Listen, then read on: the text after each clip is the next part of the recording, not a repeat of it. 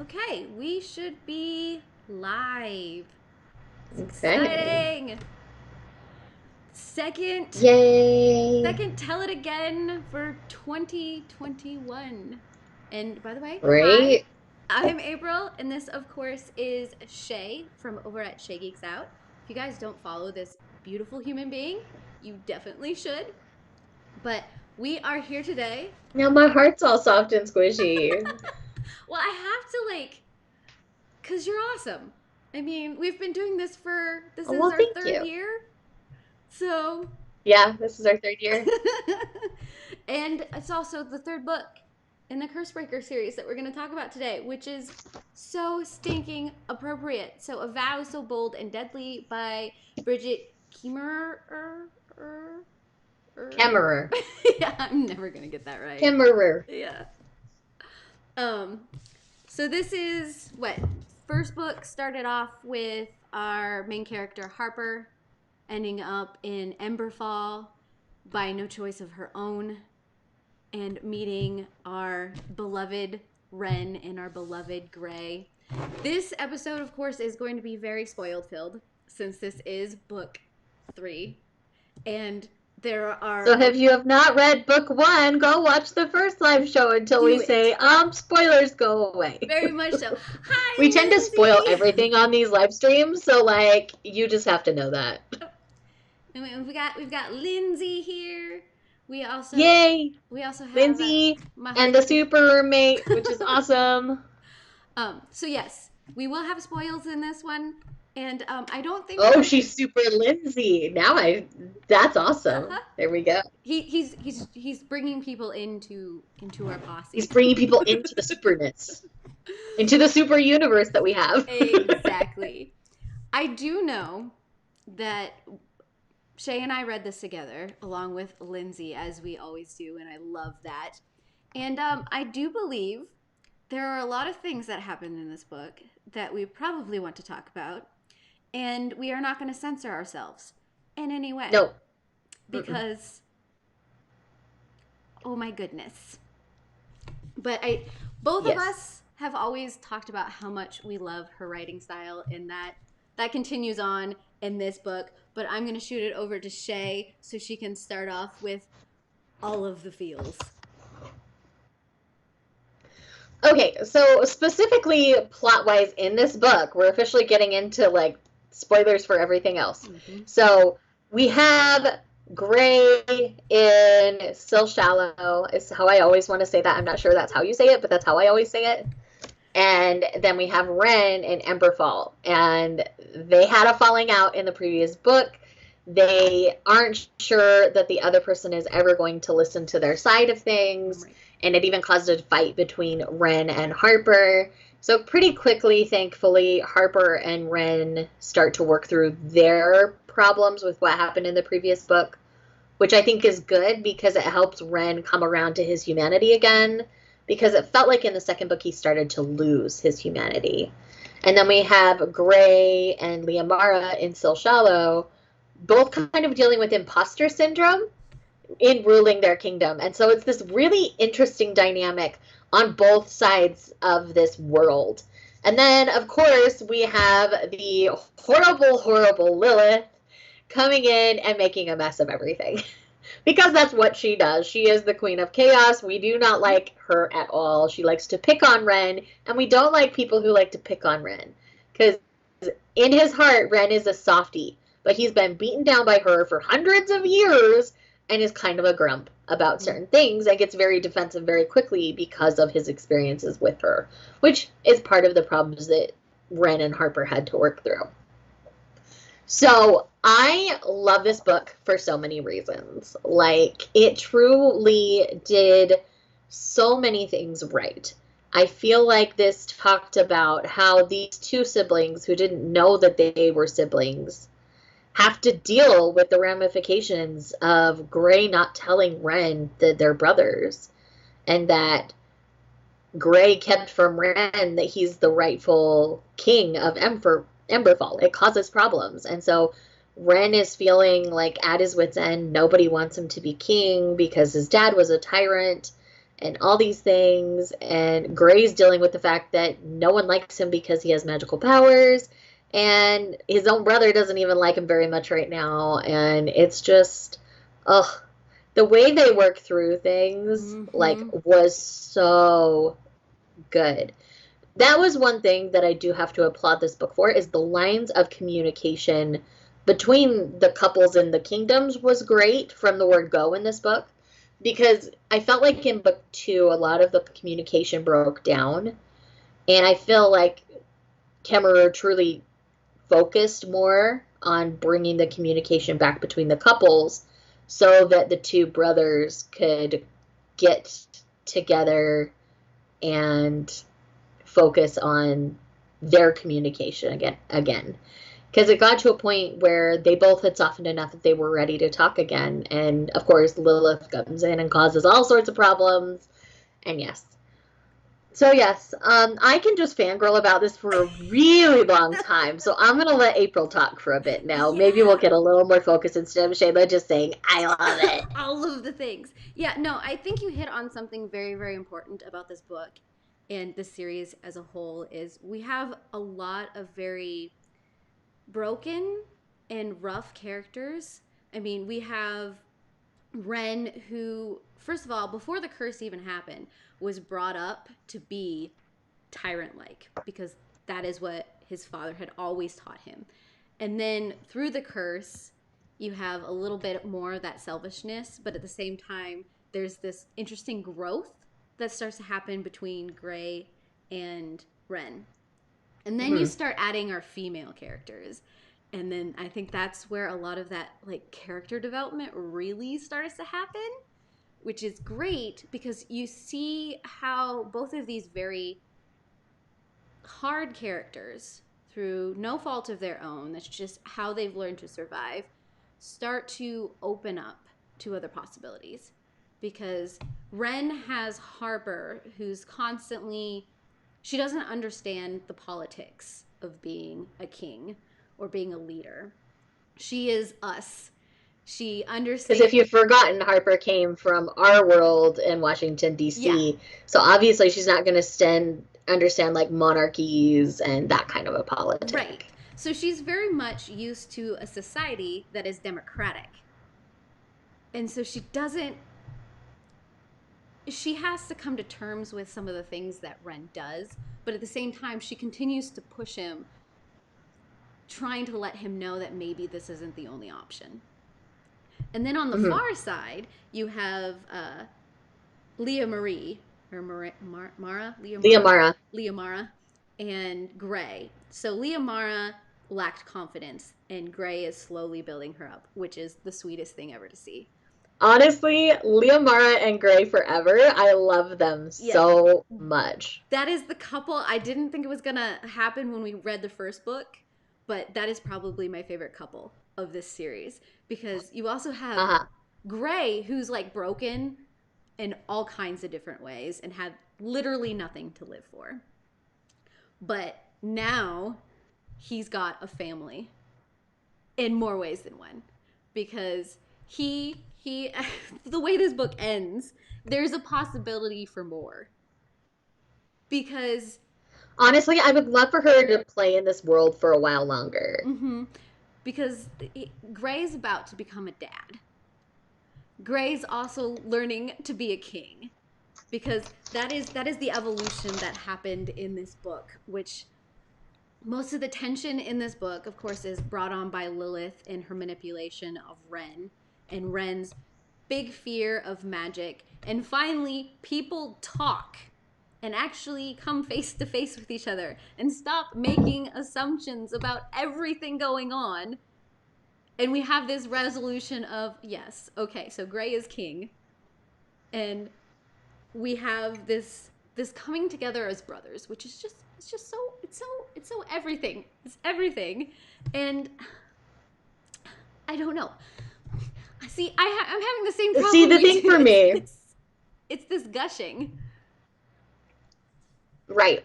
So on that note, I think the problem that would lead to another book is now Leah Mara is not currently in Still Shallow.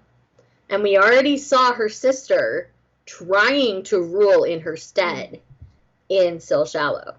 So now that Leomara is physically not present, that leaves her sister in charge of Still Shallow, which they'd been doing a lot of work to help people change how they look at Still Shallow, how they look at the leaders of Still Shallow, because their mother was a horrible, horrible human being and tyrant and should not have been in power.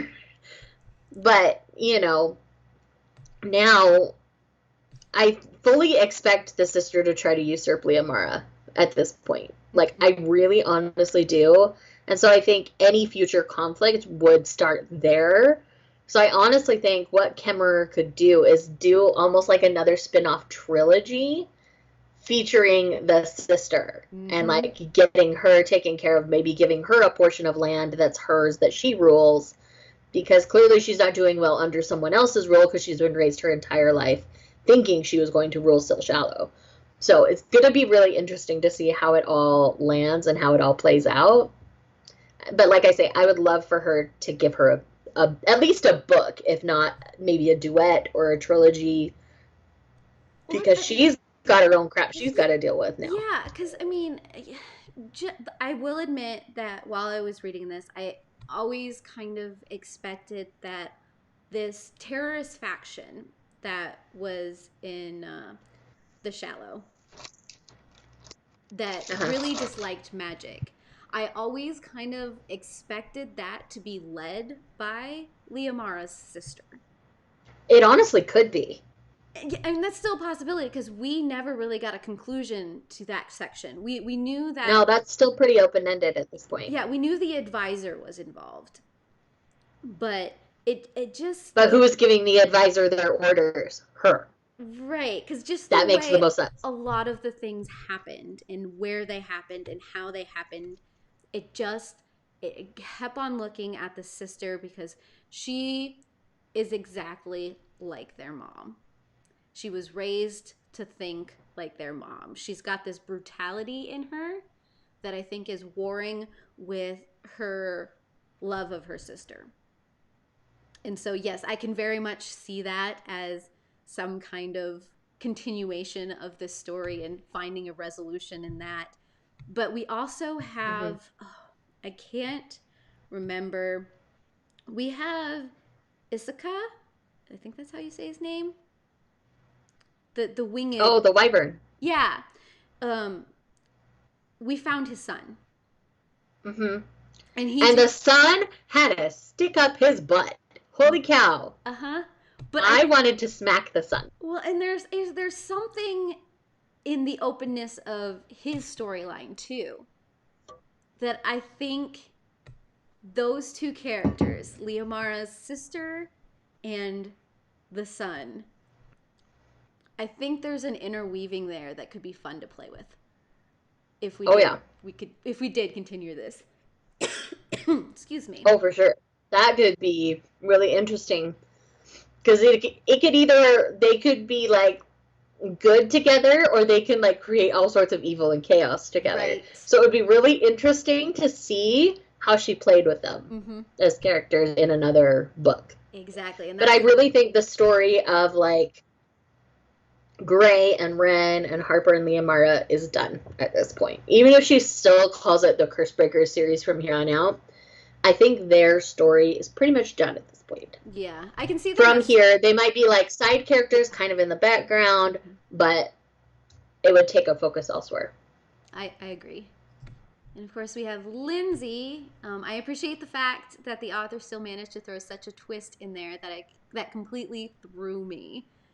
And if you're talking about what I think you're talking about, I know there was a point in this book where all three of us just had a moment where we needed to just stop and kind of gather ourselves because there is character deaths. Because at some point in the story, Lilith just lets everything fly. And we get... And it was brutal. Yeah. Like, I cannot say that it wasn't because there were bodies everywhere. Yep. And we are led to believe that one of our favorites dies. Right. She's a badass soldier. We love her. It's Zoe, and she's a queen in her own right. Zoe deserves an appearance in whatever comes in the future as well, because I want to see her happy. Agreed. And we also had this very. I mentioned it in our chat. We had it. It gave elements of Snow White because we started reading this series. Oh yeah, very much. It was a retelling of Beauty and the Beast, and then we had this like element of Snow White and the giving of the heart, even though it wasn't actually Harper's heart. It was actually some kind of animal. I don't think that we ever got really. It was an animal. Yeah, just some kind of animal.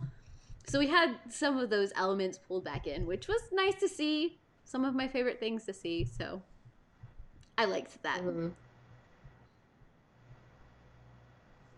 Same. So we know that, and it was the son of the wyvern.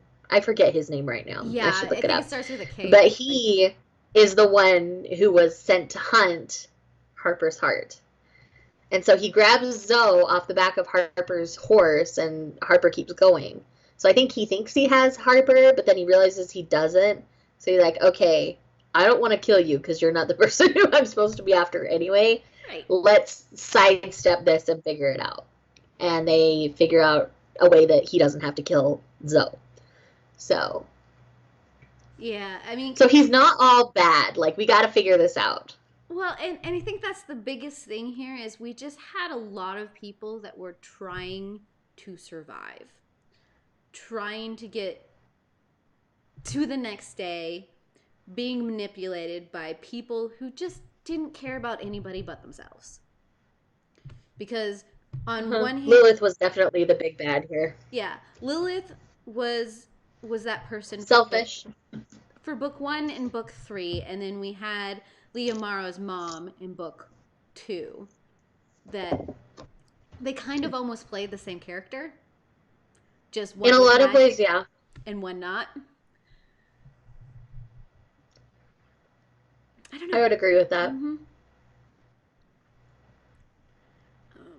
I have to say, I do also like Jake's development too. Because I will not lie. Yeah. Jake was really pretty obnoxious to me in the previous books. But now that we're here, like, he was really solid in A Vow So Bold and Deadly. Like, he was very much a support, not only to Gray, but to Harper when she came around in his own way. Yeah. And then he realized, oh, crap, I'm not supporting her how she needs. How can I fix this? And he tries to be a better brother. And he's got Noah at his side, and we love Noah. Noah's fantastic. Noah is a doctor and a healer, and he's a really great partner for Jake because he helps wake up Jake to reality sometimes. And Noah's just kind of like the wise sage that gives that advice as he's healing people, and I love him for it. Oh, he's got a calmness to him. I think that just levels everybody out.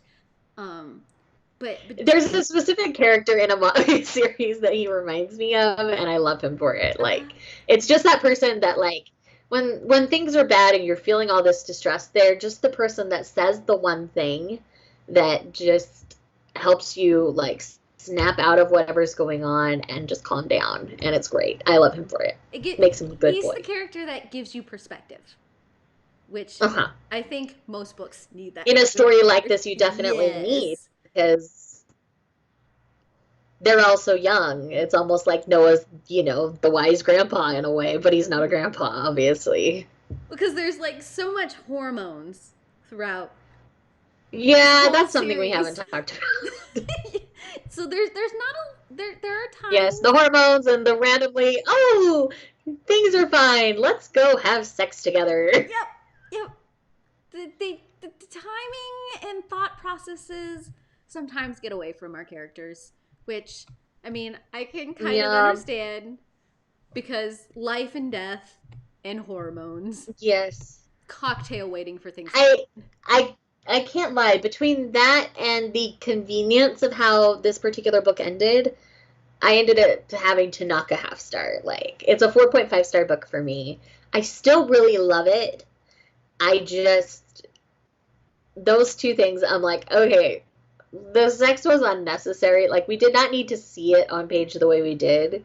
You can allude to it all you want, but, and it wasn't even like super graphic or anything on page, but like, it was still there a little more than it needed to be for the kind of book we're reading.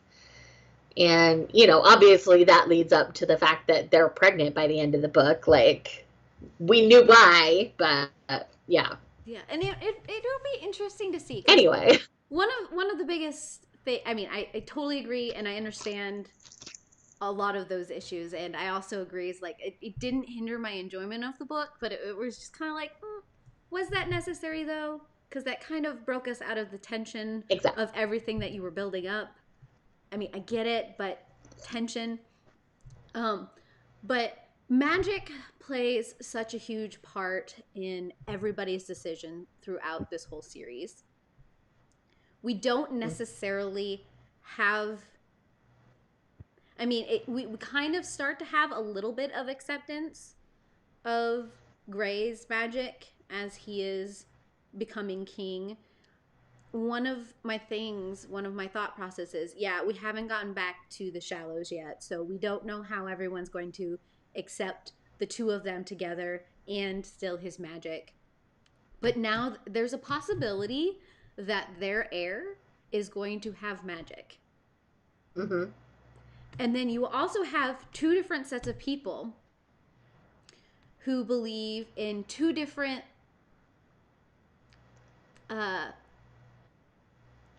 ways of life. Well, the heirs are different genders. Mm-hmm. So the Shallows is all through the female line. Mm-hmm. And Ember Falls is all through the male line. And so how is that going to affect the offspring? Right. So you could have half the people that they end up ruling not accepting them because they are of the wrong gender.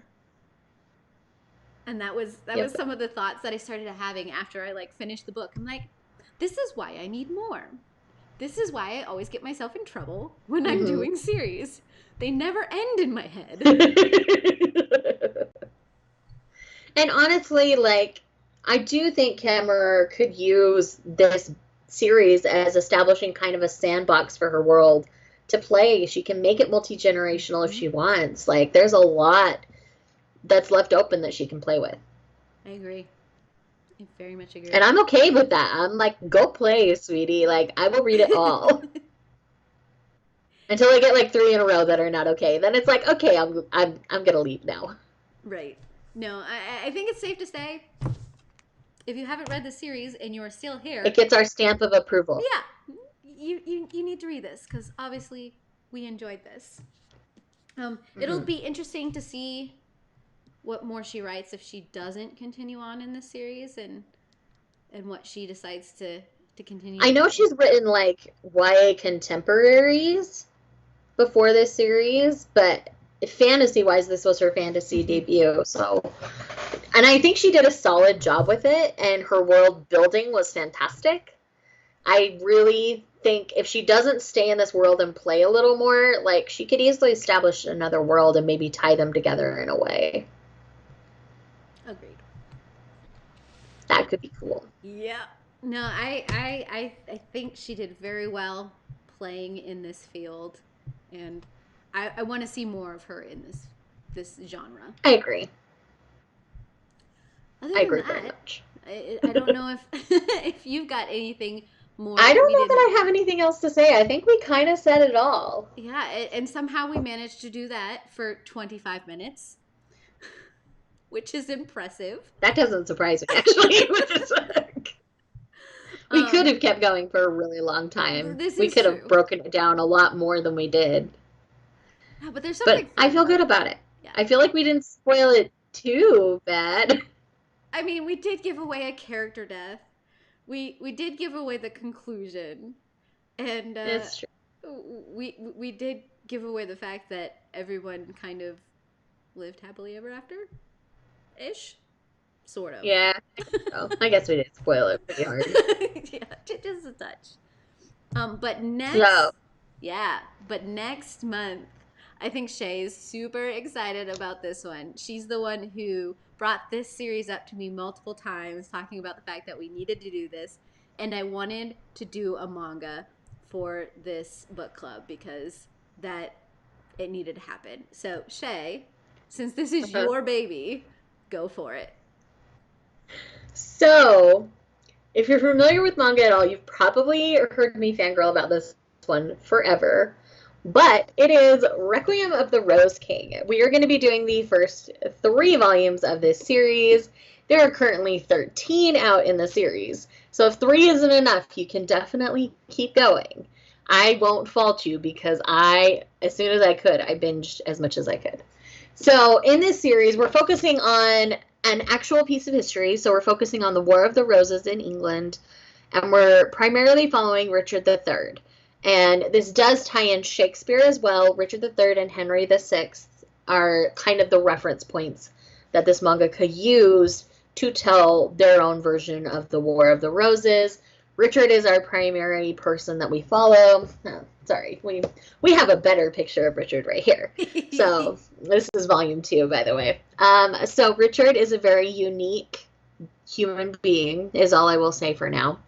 And Richard has secrets, and Richard wants nothing more than for his father to rule and for, maybe in future for Richard to play a bigger part than they currently do. And I really don't want to tell you anything else for the reason that I feel like you have to experience the series for yourself to figure out how you're going to feel about it. But man, I love it. It's dark. It's brutal. There is death. There is gore. Like, be prepared. It is brutal. It is lethal. And when people die, they don't come back. So there's none of this, oh, they die, but they come back later. No, we haven't had any of that. If they're dead, they're dead. So, with one exception. But it's a big exception. So, know that going in. But that's, like, way down the road. So, like, you won't even experience it in the 3 that we're planning on reading. And if this goes well, we might continue on in the series later for future months. But for now, we're doing the first 3. I think it's a really good pausing point for the series. So I am so excited that more people are going to finally read it. As you can tell, I've been wanting April to read this forever, guys. Like, you have no idea how much. Yeah. This will be my first read of this series. And I'm so excited to reread it. I have a couple of the volumes here. I'm still waiting on one of my volumes. I do believe you can get this digitally. Am I correct? Mm-hmm. Viz is really good at releasing their digital titles. Yeah, so if you want to pick this up digitally instead of physically. It's been out long enough. You can probably find it at a library if your library has a decent manga collection as well. Yeah, especially if it's just the first 3 volumes. So I'm excited about this. I'm excited too. It will be over on Shae's channel next month. It's going to be at the end of the month. It's going to be the 28th, March 28th. Same time. You need to go subscribe to her so that you can get the notifications that this is going to happen, because you need to be there, because just these covers alone, these look so the amazing. Art in this series is so good. I mean, and like each cover does things to me. I have these covers, like the most recent one, volume 13, is stunning. I'll bring it into the next live show to show you. But I have it facing out on my shelf because it is so stunning. Like, I have to look at it because it's just too pretty. Yeah, and it's usually the art that makes it or breaks it for me. But just seeing these covers, I'm like, yep, I'm here for it. I think I'm going to really, really enjoy this. So join us next month, Shae's channel. Go subscribe if you're not. And of course, if you want to see more content like this on my channel, subscribe down below, hit the bell. You should become a member too. Do all the things. I do have a membership program. I'm still playing around with some of the features and stuff like that. So there may be more things coming in that membership program. So I'm just throwing that out there. Otherwise, I hope you guys... I'm a proud member right here. So be a member with me. She's the queen of my members right now. But otherwise, I hope you guys have a great, wonderful rest of your weekend. I hope you have more reading in your future, and I heart your beautiful faces. Bye.